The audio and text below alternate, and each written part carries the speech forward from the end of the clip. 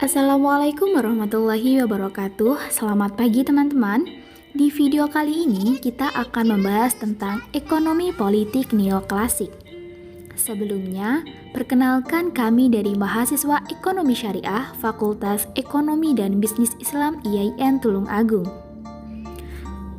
Pada kali ini, kita akan membahas tentang ekonomi politik neoklasik, di mana ada 7 submateri yang kita bahas, yaitu pengertian dari ekonomi politik neoklasik, kemudian struktur ekonomi neoklasik, yang ketiga ekonomi politik dalam pendekatan neoklasik, yang keempat hak kepemilikan, yang kelima eksternalitas, yang keenam barang pabrik, dan yang terakhir monopoli dan oligopoli. Pada poin pertama, kita akan membahas mengenai pengertian ekonomi politik neoklasik. Sebelumnya, kita harus mengetahui dulu apa sih neoklasik itu. Neoklasik adalah istilah yang digunakan untuk mendefinisikan beberapa aliran pemikiran ilmu ekonomi yang mencoba menjabarkan pembentukan harga, produksi, dan distribusi pendapatan melalui mekanisme permintaan dan penawaran suatu pasar. Sejak diterbitkannya World of Nations pada tahun 1776, terdapat banyak unsur pemikiran awal Adam Smith yang menjadi panutan sampai sekarang, terutama dalam aliran neoklasik Penn. Namun, ilmu ekonomi neoklasik tidak sekedar versi modern dari ekonomi politik klasik. Pendekatan neoklasik lahir pada tahun 1870 yang bertepatan dengan bangkitnya aliran marginalis dalam ilmu ekonomi. Sebelum tahun 1870, ilmu ekonomi sebagai sebuah sistem pemikiran yang didominasi oleh agenda klasik seperti pertumbuhan, distribusi, dan teori nilai tenaga kerja. Tetapi, setelah tahun 1870-an, agenda tersebut mengalami perubahan. Yaitu, yang pertama, aliran marginalis mengajukan teori nilai berdasarkan pada intensitas dari perasaan subjektif atau teori kegunaan subjektif. Dan yang kedua, aliran marginalis mengembangkan kalkulus marginal sebagai sarana konseptual dan metodologis. Setelah ada dua perubahan tersebut, muncul aliran baru, yaitu aliran neoklasik, yang menggeser teori nilai tenaga kerja, yaitu yang menyatakan bahwa nilai barang atau komoditas ditentukan oleh nilai dari tenaga kerja yang diperlukan untuk menghasilkannya, dan mengganti dengan teori yang berbasis kegunaan subjektif dan membuat ide, produk marginal, dan permintaan akhir. Ketika ide ini mulai tersebar luas pada abad ke-19, perekonomian tidak lagi dipandang sebagai produksi dan reproduksi materi, melainkan sebagai logika dari tindakan manusia.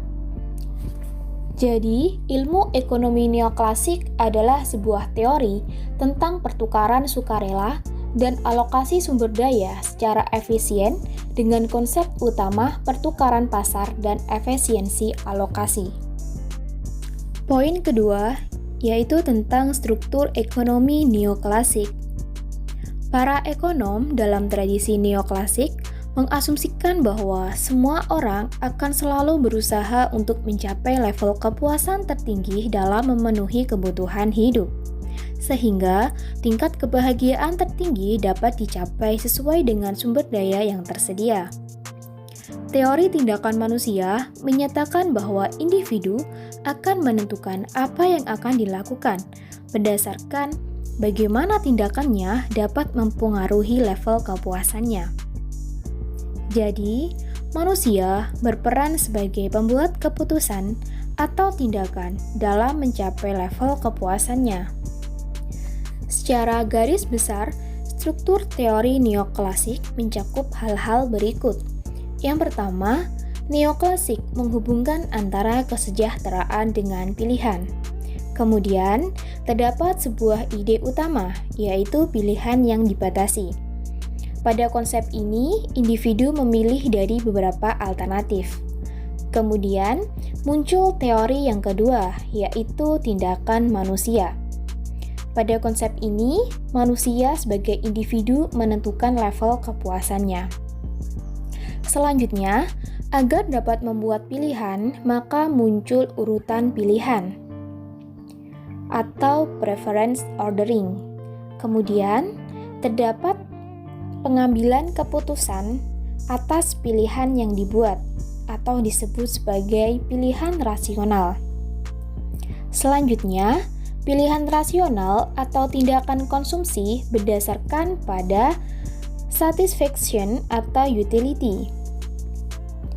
Kemudian, pilihan rasional harus mempertimbangkan kelangkaan sebagai syarat melakukan pilihan. Kemudian, kesejahteraan kelompok didefinisikan secara berbeda dengan kesejahteraan individu. Lalu, dampak positif atau dampak negatif dari pilihan dinamakan eksternalitas. Kesejahteraan kelompok memiliki makna yang sama dengan transaksi sukarela berdasarkan pilihan rasional individu atau disebut sebagai optimalisasi Pareto. Kemudian, optimalisasi Pareto memandang ada hubungan antara kebebasan pasar dengan optimalisasi. Nah, yang terakhir, asumsi Pareto, pasar adalah persaingan sempurna, kesejahteraan sosial berdasarkan pilihan individu.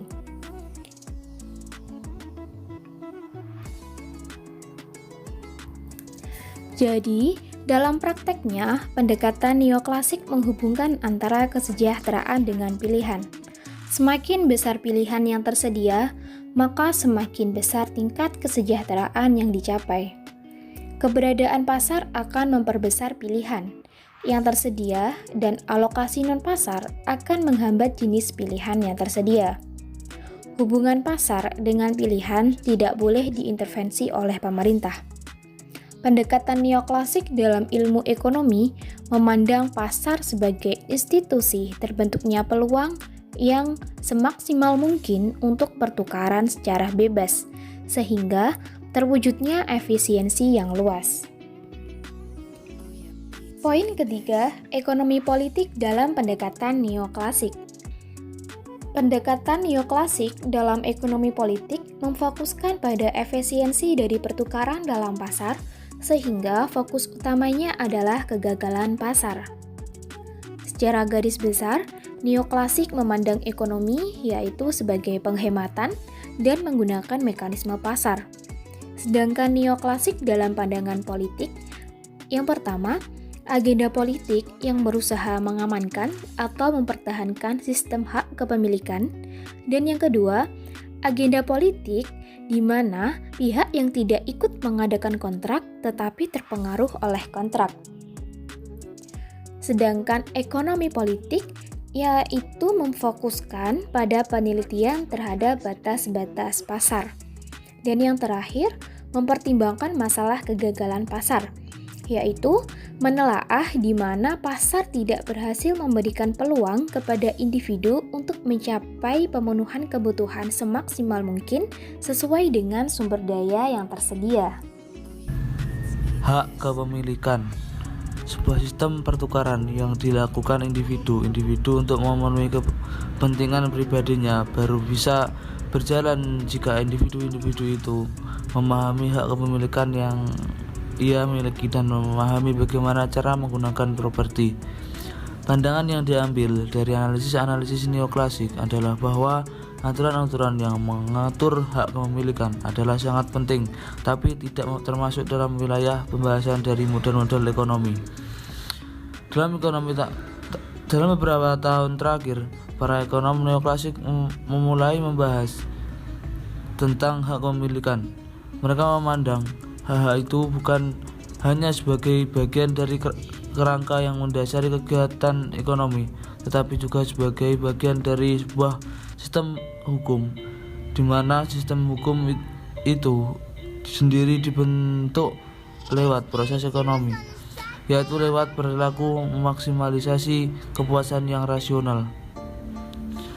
Dalam sistem kapitalisme, tenaga kerja yang ada dalam diri tiap-tiap orang adalah orang yang bersangkutan atau self-owned.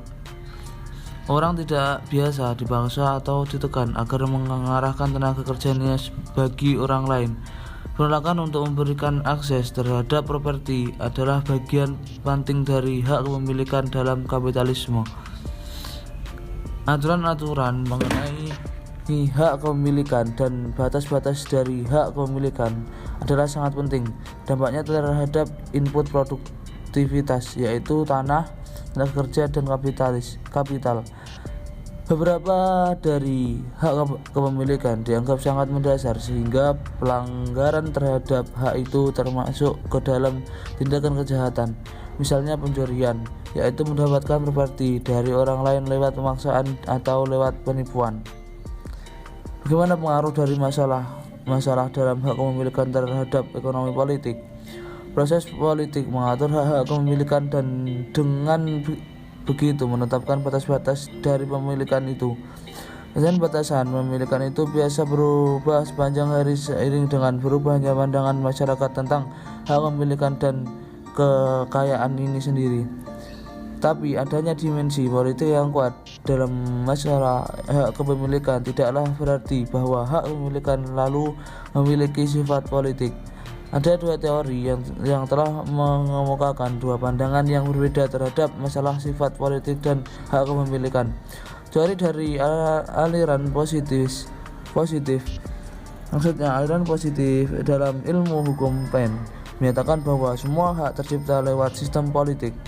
Bagi aliran positivis, hak kepemilikan dapat dianggap bersifat politik karena hak adalah hasil dari proses politik, sehingga hak kepemilikan boleh dianggap diganggu gugat. Sama halnya seperti semua hasil politik lainnya bisa digugat.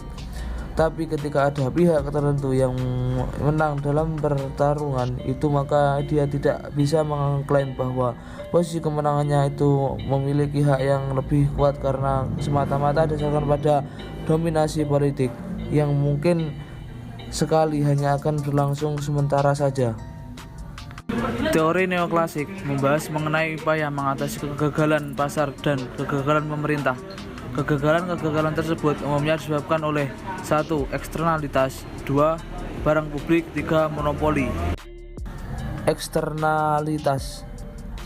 Transaksi yang dilakukan secara sukarela adalah syarat mutlak dalam konsep neoklasik tentang interaksi antar manusia.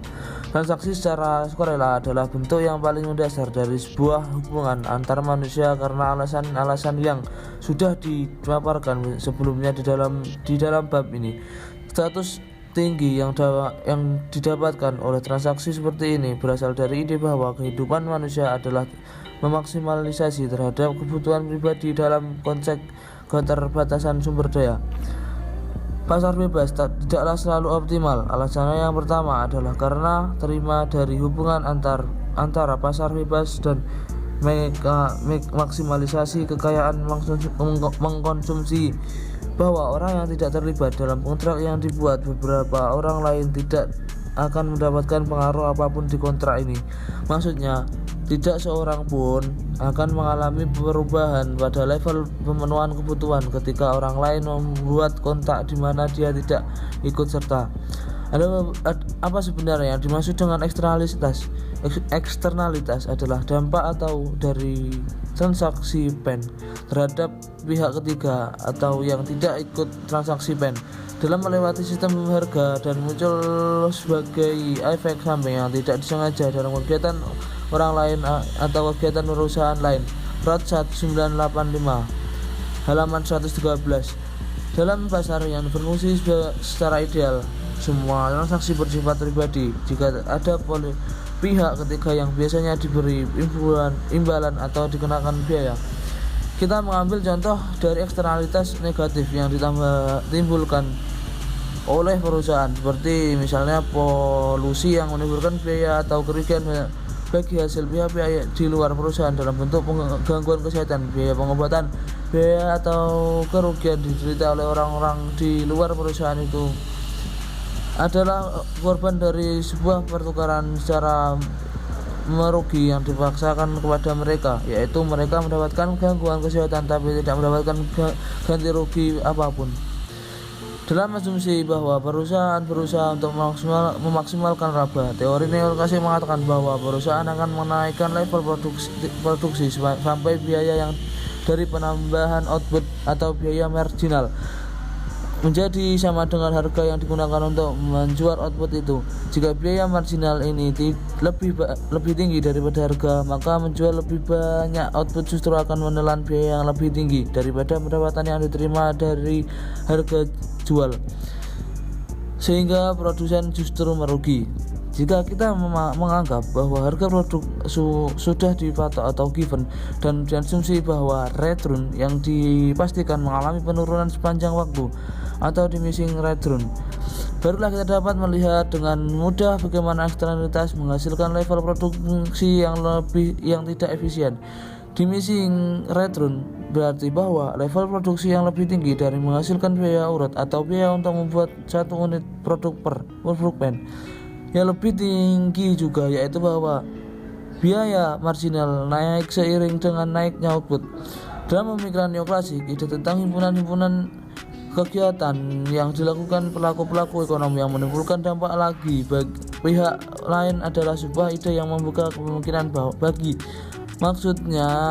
masuknya peranan politik, di mana politik di sini dipahami sebagai tindakan dari negeri. Lihat Brougham 1952, 1965, Weynes dan Bowis 1981, Mansfield 1982. Pertama-tama, proses politik dapat digunakan untuk mengoreksi definisi pasar dengan cara mengatur agar biaya dan keuntungan sosial.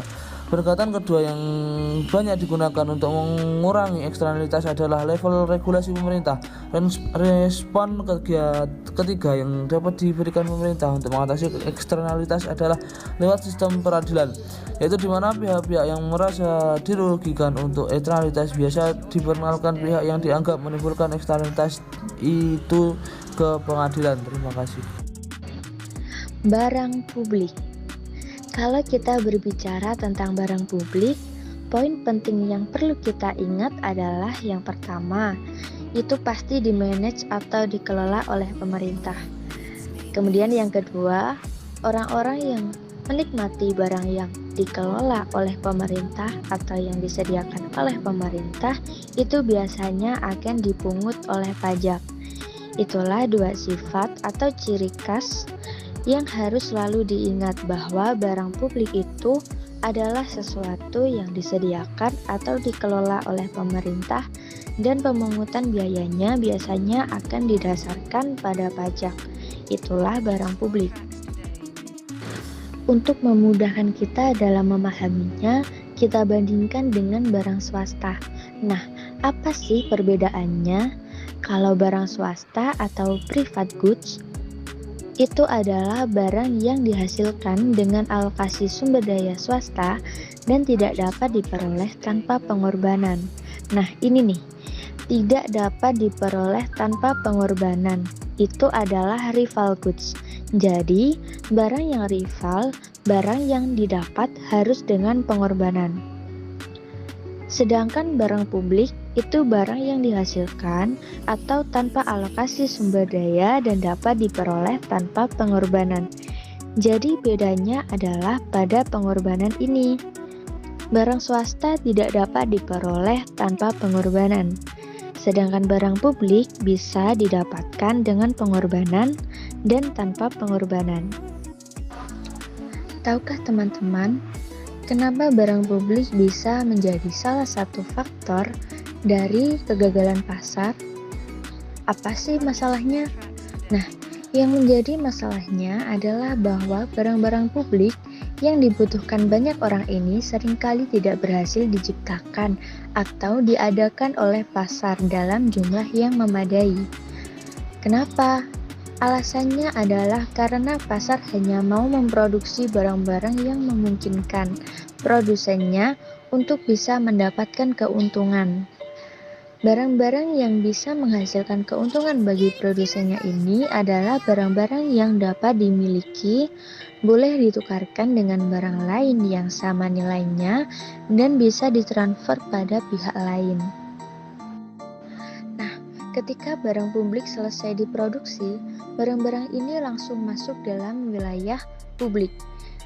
Dan memang salah satu definisi dari barang publik ini adalah barang yang begitu diproduksi untuk anggota tertentu dari sebuah kelompok akan secara otomatis bisa digunakan oleh semua anggota dalam kelompok itu.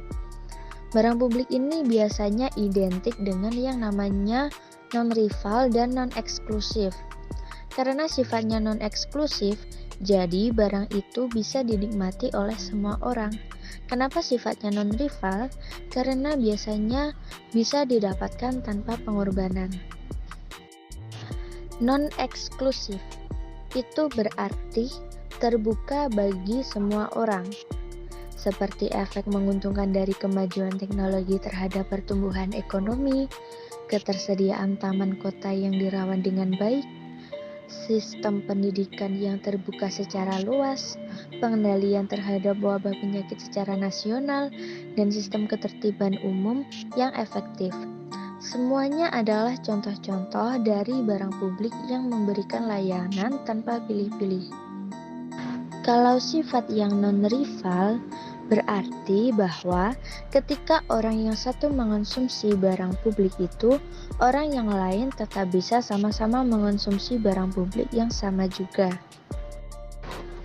Nah, dua sifat ini adalah kategori praktis dan bukan kategori logis yang bersifat mutlak, yaitu dalam artian bahwa dua sifat ini bisa ada tergantung pada apa jenis dari barang publik itu dan pada apa jenis dari hak kepemimpinan yang berlaku di dalam masyarakat yang bersangkutan. Misalnya, kalau barang publik yang dimaksud adalah jalan raya, maka bertambahnya jumlah mobil yang menggunakan jalan raya itu bisa menimbulkan persaingan atau rivalitas karena kepadatan arus lalu lintas. Atau pertahanan negara sebagai barang publik juga bisa digunakan untuk melindungi kelompok-kelompok tertentu dalam masyarakat atau sistem penanggulangan wabah penyakit yang seringkali dipandang sebagai bentuk barang publik yang paling murni. Juga bisa diterapkan secara selektif untuk melindungi kepentingan-kepentingan tertentu seperti yang diyakini telah terjadi oleh pemikir-pemikir Eropa yang mengkritik kebijakan penanggulangan wabah yang bertingkat-tingkat di Amerika Serikat. Nah, apa sih hubungan antara barang publik dengan mata kuliah kita, yaitu ekonomi politik?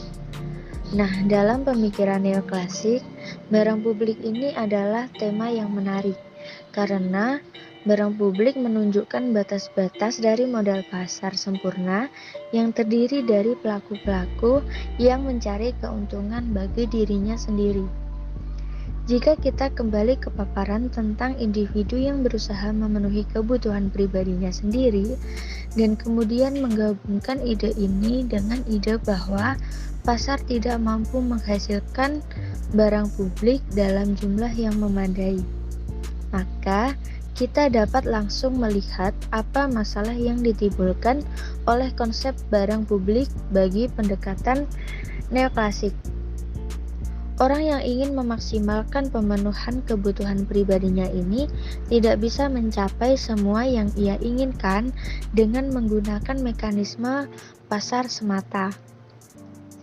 Barang publik seperti udara yang bersih, kendali terhadap wabah penyakit, kondisi masyarakat yang memiliki tingkat pendidikan yang tinggi, keamanan di jalan raya, dan pertahanan negara yang jelas dibutuhkan oleh individu yang ingin memaksimalkan pemenuhan kebutuhan pribadinya ini tidak bisa didapatkan oleh si individu lewat pasar. Lalu, Mengapa barang-barang publik tersebut tidak dapat diproduksi oleh pasar? Nah, alasannya adalah karena individu-individu tidak memiliki insentif untuk menginvestasikan energi dan sumber daya untuk memproduksi barang-barang publik itu, karena individu yang melakukan investasi semacam itu tidak bisa mendapatkan semua keuntungan yang bisa diberikan oleh barang publik itu. Si produsen atau orang yang sudah menanamkan investasi untuk menciptakan barang publik hanya bisa menikmati keuntungan dari barang publik itu dalam kadar yang sama dengan yang bisa didapatkan semua orang dalam lingkup pemanfaatan barang publik itu, tapi tidak bisa lebih. Nah, porsi keuntungan dari total keuntungan yang diberikan barang publik yang bisa didapatkan si investor akan sama dengan porsi keuntungan yang didapatkan semua orang lain dari barang publik yang sama.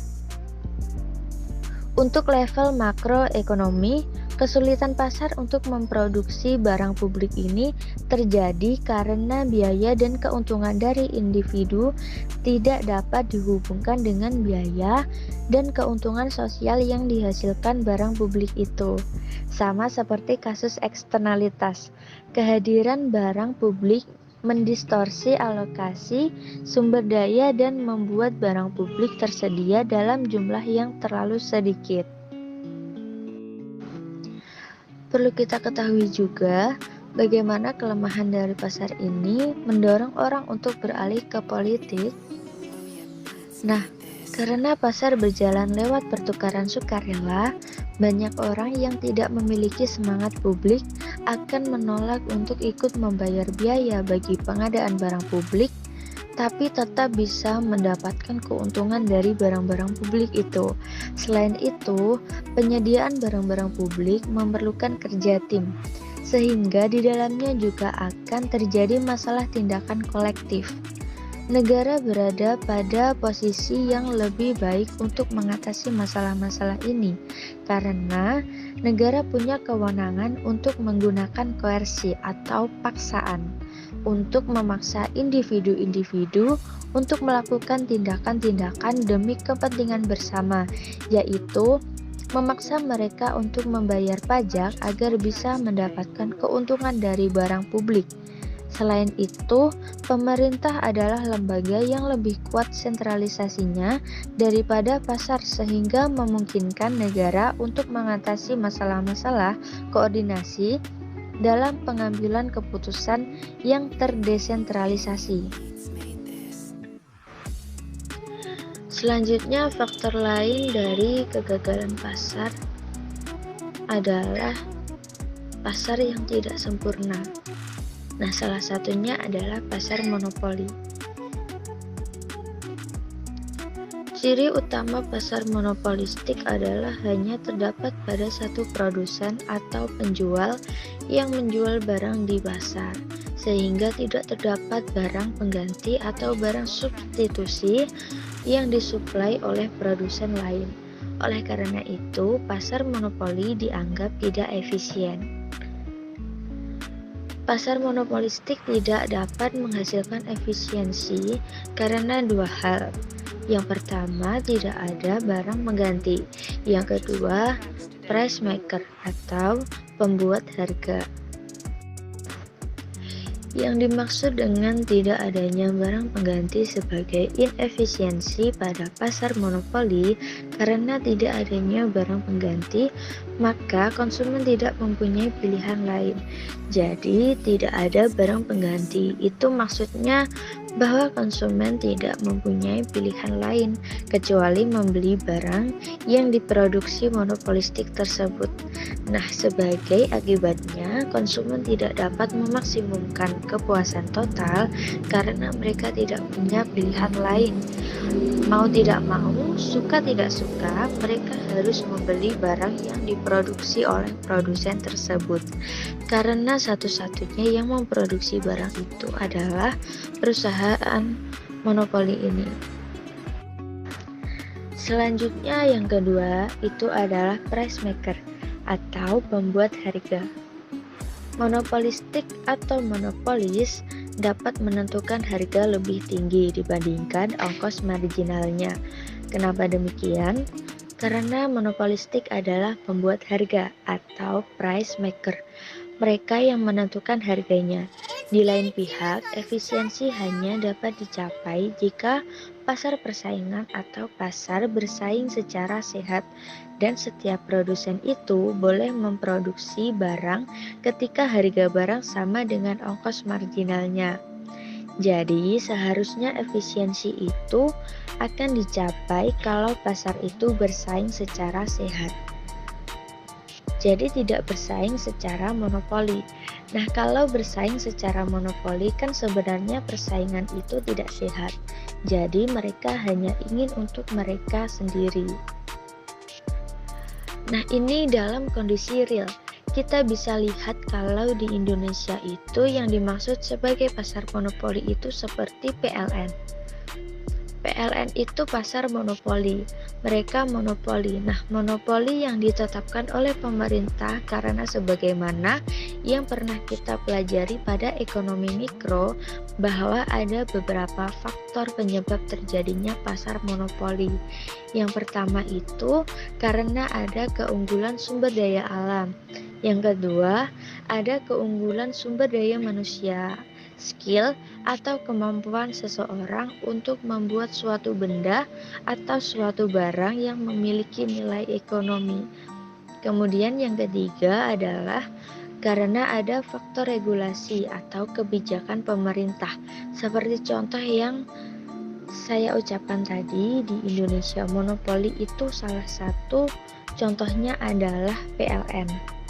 Nah, jadi PLN itu menjadi seorang monopolistik karena faktor regulasi pemerintah dan regulasi pemerintah ini juga itu didasarkan pada pasal 33 ayat 1, 2, dan 3 Undang-Undang Dasar 1945, di mana faktor-faktor yang menguasai hajat hidup orang banyak itu dikuasai oleh pemerintah dan digunakan sebaik-baiknya untuk kesejahteraan masyarakat.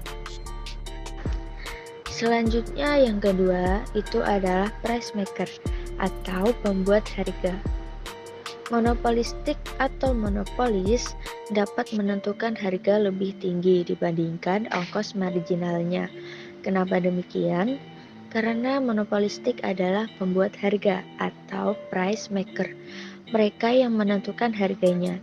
Di lain pihak, efisiensi hanya dapat dicapai jika pasar persaingan atau pasar bersaing secara sehat dan setiap produsen itu boleh memproduksi barang ketika harga barang sama dengan ongkos marginalnya. Jadi, seharusnya efisiensi itu akan dicapai kalau pasar itu bersaing secara sehat. Jadi tidak bersaing secara monopoli.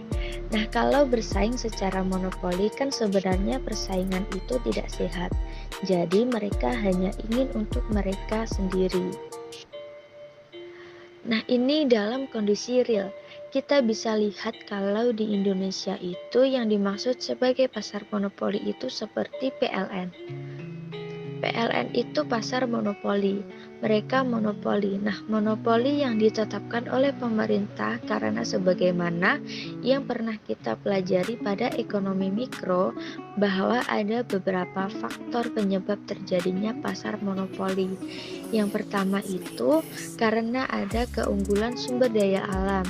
Yang kedua, ada keunggulan sumber daya manusia, skill atau kemampuan seseorang untuk membuat suatu benda atau suatu barang yang memiliki nilai ekonomi. Kemudian yang ketiga adalah karena ada faktor regulasi atau kebijakan pemerintah. Seperti contoh yang saya ucapkan tadi, di Indonesia monopoli itu salah satu contohnya adalah PLN. Nah, jadi PLN itu menjadi seorang monopolistik karena faktor regulasi pemerintah dan regulasi pemerintah ini juga itu didasarkan pada pasal 33 ayat 1, 2, dan 3 Undang-Undang Dasar 1945, di mana faktor-faktor yang menguasai hajat hidup orang banyak itu dikuasai oleh pemerintah dan digunakan sebaik-baiknya untuk kesejahteraan masyarakat.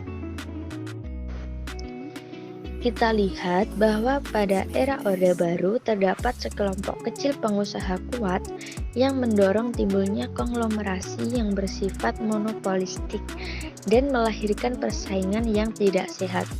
Akibatnya, sistem pasar pada saat itu akan mengalami distorsi, sehingga memunculkan inefisiensi, di mana akibat kemunculan inefisiensi ini selanjutnya berimbas pada krisis ekonomi dan perkembangan menjadi krisis multidimensi. Sehingga, agar situasi pasar dikembalikan menuju iklim persaingan yang hebat, maka di era reformasi pemerintah mengeluarkan Undang-Undang Nomor 5 Tahun 1999 tentang larangan praktek monopoli dan persaingan usaha tidak sehat atau disebut dengan Undang-Undang Anti Monopoli. Nah, tujuan dari Undang-Undang Anti Monopoli ini adalah untuk menciptakan sistem ekonomi pasar dengan distorsi harga yang seminimal mungkin, sehingga alokasi sumber daya ekonomi perekonomian dapat berjalan secara lebih efisien. Jadi, pada masa reformasi dilarang untuk melakukan praktek monopoli dan persaingan usaha tidak sehat. Lalu bagaimana kalau seandainya terjadi pelanggaran atas undang-undang anti monopoli ini? Nah, pelanggaran atas undang-undang anti monopoli tersebut dapat dilihat dari dua sisi, yaitu yang pertama, sudut pandang pangsa pasar. Dilihat dari sudut pandang pangsa pasar, suatu badan usaha dikatakan melanggar undang-undang anti monopoli jika badan usaha tersebut menguasai di atas 50% dari kemungkinan pangsa pasar barang yang tersedia. Apabila mereka menguasai lebih dari 50%, maka mereka akan mendapatkan sanksi dari undang-undang anti monopoli. Kemudian yang kedua adalah dari sisi perilaku badan usaha. Pelanggaran undang-undang anti monopoli terjadi jika badan usaha tersebut berkembang menjadi besar dan kuat dengan cara membentuk trust atau membentuk kartel dan berbagai praktek monopoli lainnya. Tapi, undang-undang anti monopoli tidak melarang perusahaan untuk tumbuh dan berkembang menjadi besar, asalkan pertumbuhan tersebut dicapai melalui efisiensi harga yang kompetitif, strategi pemasaran yang sehat, dan kebijakan perusahaan yang efektif lainnya. Jadi, meskipun ada undang-undang anti monopoli, pemerintah tidak menutup kemungkinan kalau seandainya perusahaan itu berkembang ke arah yang lebih besar, tentunya untuk mengedepankan yang namanya efisiensi harga yang kompetitif serta strategi pemasaran yang sehat.